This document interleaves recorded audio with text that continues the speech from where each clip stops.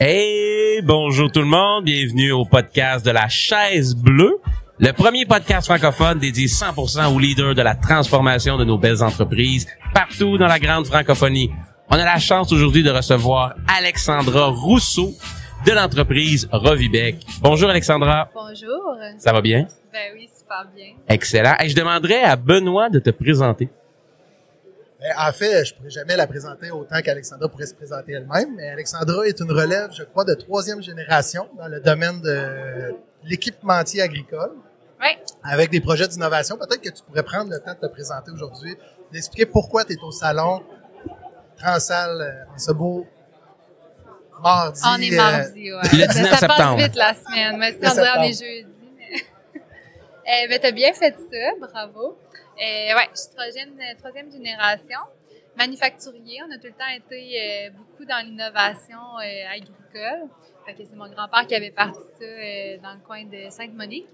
Puis là, on est situé à Nicolette, maintenant une usine de 70 employés.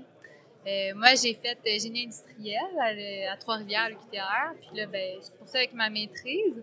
Puis on a un petit projet à l'usine. On se diversifie, en fait. Fait qu'on a tout le temps fait de la robotique agricole dans l'automatisation des fermes laitières, l'alimentation. Depuis la fondation de l'entreprise par ton grand-père, c'était de la robotisation déjà là, des fermes. C'était des chariots motorisés dans ce temps-là. Okay. Mais tu sais, le but, c'était... il a fait le premier chariot électrique. Okay. Fait que dans le temps, c'était plus à moteur. Fait que lui, il a innové avec un... Tu sais, là, moi, je suis moins mécanique, mais tu sais, le fil qui se déroulait, tu sais, pour rendre le chariot plus électrique. Là, après ça, il a poursuivi avec plus de la robotique, fait que des decks sur rail. Puis là, ça l'a continué dans les mélangeurs, puis dans les cuisines automatisées avec des panneaux de contrôle. Fait que tout le système de convoyeur qui va remplir, faire les mélanges dans l'agricole, les redistribuer aux vaches pour qu'ils puissent manger. Donc, wow. Là, je vais t'expliquer le concept, Alexandra. Tu es assise sur une chaise bleue. Yes. La chaise bleue représente la transformation dans les organisations. Que ce soit la transformation d'un point de vue numérique, d'un point de vue organisationnel. J'aimerais ça t'entendre dans les 5 dernières années. Tu as le droit de t'étirer 5, 7 ans, 3 ans. Qu'est-ce qui a changé dans ton industrie? dans mon industrie ou dans mon usine? Je te laisse. Libre choix. Libre choix. J'aimerais dans ton usine, dans ton cas. OK. Je peux faire un mélange des deux parce que l'usine, elle a changé à cause du marché aussi. Tu sais, parce que, veux pas, l'usine manufacturière, ça répond à un besoin, à un service. Puis au final, on écoute nos clients. Puis Oui. en même temps, notre but, tu sais, depuis surtout, je te dirais depuis 2020, tu sais, depuis le COVID, ça a comme à donner comme ça, mais on essaie de devenir plus productif, plus efficace dans la production. Tu sais, à un moment donné, tu pognes un pageant, les gens qui s'en vont à la retraite. Tu sais, on a beaucoup des gens que ça faisait longtemps qu'ils étaient chez nous, qui s'en vont, oups, changement, ils avaient tout dans leur tête. Oups, notre système, on n'était pas prêt. Tu sais, c'est comme si tu te fais bouger, puis là, t'as pas le choix. Puis dans le même ordre d'idée, en même temps, le marché, il change, le marché agricole. Tu sais, on est passé de des fermes plus petites, plusieurs fermes, puis là, les fermes, ils grossissent. Tu sais, aux États-Unis, tu le vois déjà, là, c'est des méga fermes, mais en Asie aussi. Puis... Il y a une hybridation, je pense. Ouais. Puis de l'intégration où, dans le fond, il y a de moins en moins de petits joueurs. C'est ça que ça veut dire. Exactement. Parce que le niveau d'investissement, il se fait en volume. Ouais. Fait que l'agricole, là, tu sais, les petites fermes, même au Québec, on le voit, là, tu sais, les fermes, ils grossissent, puis il y a moins de fermes qu'avant. Puis nous autres, une grosse ferme, ça n'a pas nécessairement besoin de plus en quantité de robots. Tu sais, fait que là, il faut adapter nos équipements. On les grossit. Comme là, on perce le marché américain. Fait qu'on fait des gros mélangeurs jusqu'à 1500 tonnes. Tu sais, on fait des gros robots qui font 2500 vaches. Au Québec, la plus grosse ferme, 1500 vaches. Tu sais, fait qu'on joue plus dans le même game, puis notre production est affectée par ça. On essaie de standardiser nos produits, avoir des familles de produits définis, diminuer nos options qu'on donne, diminuer notre bon de commande. Il y a beaucoup rapetissé en termes de pages, si tu veux. Dans les 2-3 dernières années, on limite beaucoup. On veut, tu sais, juste les convoyeurs, on veut un modèle un petit peu comme les IKEA, tu sais, essayer de à la commande pick and...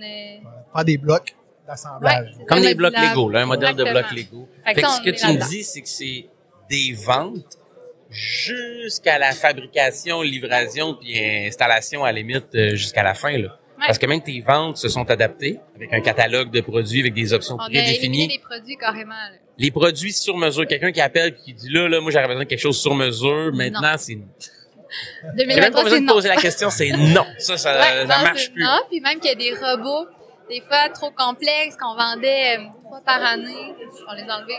Tu sais, c'est poche, là. Tu sais, des fois, c'est des beaux robots, puis c'est hot, il y a beaucoup de développement, mais non, on Mais le va fait pas que ça là-dedans. soit hot ne sert pas nécessairement un modèle d'affaires. C'est ça. Puis ça sera pas périn dans le temps. Là. C'est tout sauf un trip technologique là, des robots. Là. Faut que ça réponde à un modèle d'affaires innovant. Là. Nos concessionnaires, ils ont pas la main-d'œuvre, ils manquent de main-d'œuvre aussi. Fait qu'ils ont plus de techniciens qui veulent installer des robots compliqués non plus. Fait que, tu sais, tout se suit, tout se touche. Puis là, ben, c'est toute une chaîne connectée. Là. Alexandra, qu'est-ce qui a pas changé de bord depuis 5 ans? Qu'est-ce que tu trouves qu'il devrait changer, mais qui a pas changé? Ben, OK, attends, t'as rajouté le qui devrait changer. Autant dans ton usine, encore une fois, ou dans l'industrie. Je te dirais que les gens en veulent toujours plus. Tu sais, on a comme un fait qui devrait changer. Là, après ça, de quel sens? Mais ce que j'allais répondre tout de suite quand t'as dit tes premiers mots, c'est nous autres, l'innovation. Tu sais, chaque année, là, nous autres, là, c'est comme une mentalité. On innove tout le temps, on pousse tout le temps. On est en train de faire une machine, on passe déjà 3 autres avant, là. Tu sais, puis on est tout le temps, c'est quasiment quelque chose qu'il faut qu'on travaille, nous autres.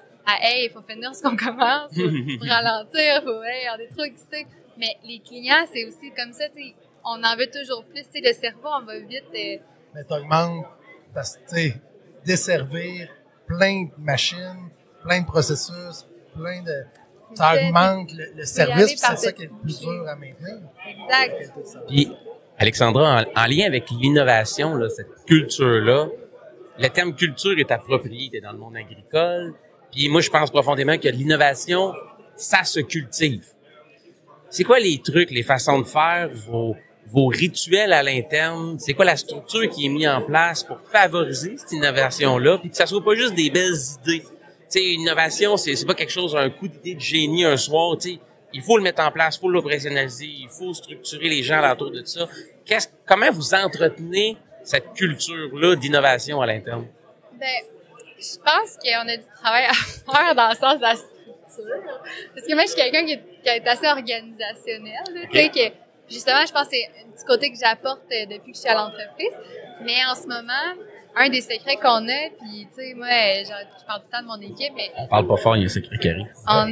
mais mon directeur d'R&D, puis toute mon équipe d'R&D, on est choyés. Tu sais, c'est des jeunes, ça fait longtemps qu'ils sont avec nous, mélangés à des gens d'expérience. On n'a pas une équipe de 25, mais leurs valeurs, puis Ils sont dans serrés, eux autres. Ouais, là. puis ils travaillent tous en collaboration. Ça a des avantages et des avantages. Tu sais, des fois, ils sont loadés parce qu'ils ont plein de projets qui nécessitent toute leur capacité en même temps.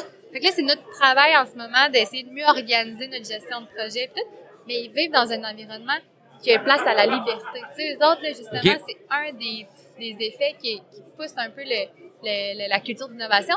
C'est qu'ils sont dans un gros bureau, puis ils ont toute la liberté du monde. Ça a tout le temps été comme ça chez Revidec. Puis tu sais, là, on est en train d'essayer d'un petit peu plus l'encadrer, parce que là, ça a des effets sur le reste de notre usine, là, sur la production, la sortie, les ventes, toutes les recettes qu'il faut intégrer pour avoir des bonnes données, pour avoir une gestion d'inventaire. Là, moi, je peux partir là-dedans, mais J'adore ce que à j'entends. base, là. l'innovation, c'est la liberté, je pense, l'espace qu'on crée, puis la cohésion de mes joueurs d'équipe.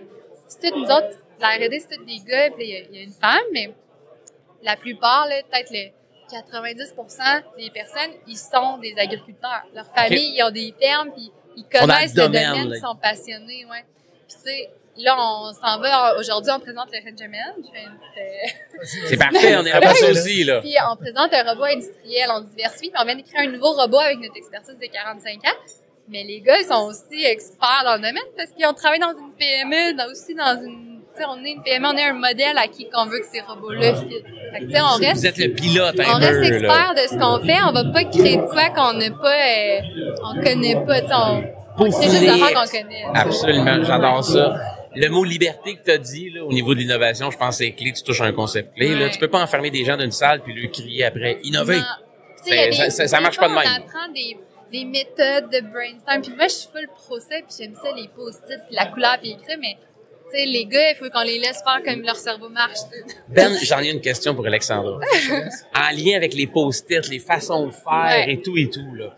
Dans la dernière année, Je te donne maximum un an et demi que tu peux te tirer dans le passé. Là. Qu'est-ce qui t'a là, le plus marqué, influencé, drivé en termes de conférenciers que tu as vus, de livres, de méthodologie, de podcasts? C'est quoi une source d'inspiration là qui te donne la vibe là, pour mettre ça en place, ces méthodes-là, ces façons de faire là au niveau de l'innovation, puis... Dur ta question, parce que il me semble que j'ai assisté à plein d'affaires, j'ai vu plein d'affaires. Lequel tu choisirais de recommander, là? Conférencier, livre, auteur, name it. Tantôt, la première chose que j'ai faite quand je t'ai vu, j'ai dit « Hey, Alexandra, t'as vu mon livre de Michael Porter? » Ouais, je l'ai pris en photo. Ouais. Est-ce qu'il y a quelque chose qui t'a marqué dans la dernière année? Ça peut même être de la musique ou un film. Hey, pour vrai, là, vous me prenez. La seule affaire qui me vient en tête... Puis c'est parce que j'en ai parlé hier. Fait que des fois, tu sais, le cerveau, il reprend ce qui est intéressant, là. Mais tu sais, il me faudrait que j'y réfléchisse. Je pourrais avoir une meilleure réponse. Mais j'avais rencontré à une conférence d'entrechefs PME. Fait que là-bas, ça s'appelle le Groupement des chefs d'entreprise du Québec. Le fondateur de Decathlon, il est un Français. Entreprise française, mais le groupement, il est en Belgique, il est en France, il y a des chefs partout. Lui, là, je l'ai vu en conférence, puis je disais à mon collègue, c'était comme tombé en transe, là, l'écouter parler. C'était un wow, là. Non, mais c'est un homme conscient que dans ses méthodes, en tant que gestionnaire d'équipe, puis lui, là, c'est ça, là, l'innovation, la création, là, on parlait de liberté. Il est allé comme un niveau là, de conscience, de maturité. En tout cas, c'est une conférence que je souhaite à tout le monde de voir dans leur vie. C'était hyper intéressant. Président de Decathlon en J'osais France. même pas prendre des notes tellement que j'étais, faut pas que je manque un mot. Puis chaque mot était pesé. C'est tout qu'un homme. Puis, je me lance? Vas-y. Moi, j'avais une question aussi. Tu sais, si tu avais la chance de poser une question au ministre de l'Économie, ça serait quoi ta question? N'importe quoi. Tu veux savoir une orientation, un pourquoi d'une situation. Autant pour toi, ton entreprise, que pour tes clients, pour tes partenaires, dans l'industrie dans laquelle tu es. Je sais pas. Pense. Non, mais c'est parce que moi, je suis quelqu'un qui pose beaucoup de questions. Peux-tu en poser une pour toi? Ben oui. Il s'en vient dans ta région. On s'entend que Bécancour, c'est collé sur ton entreprise.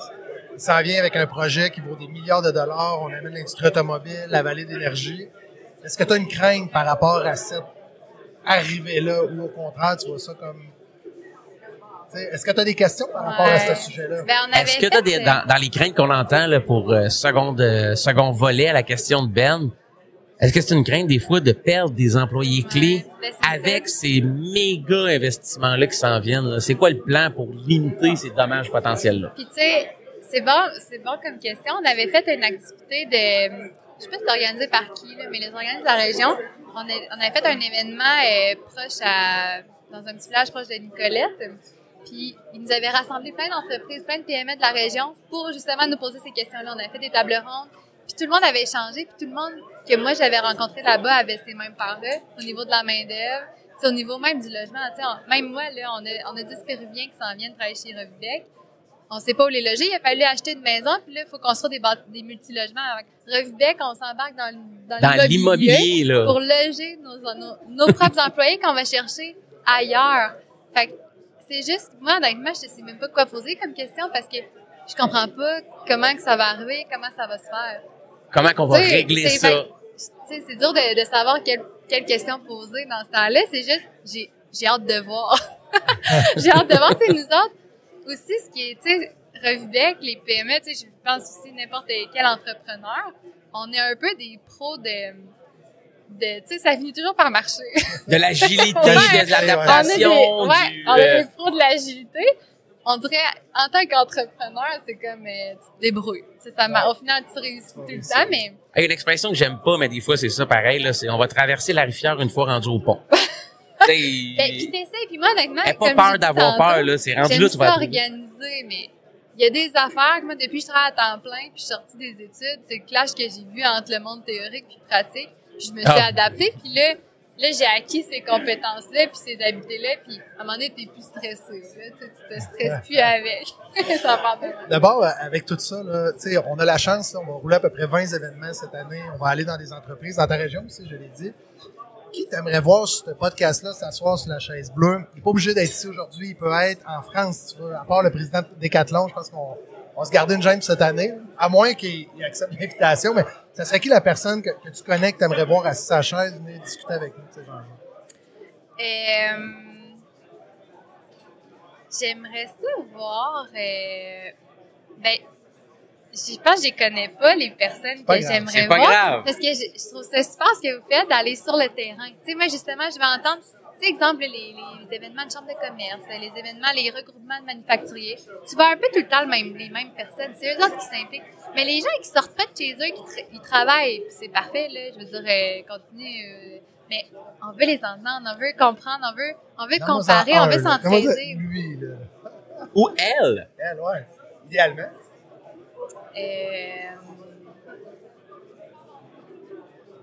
Je sais pas.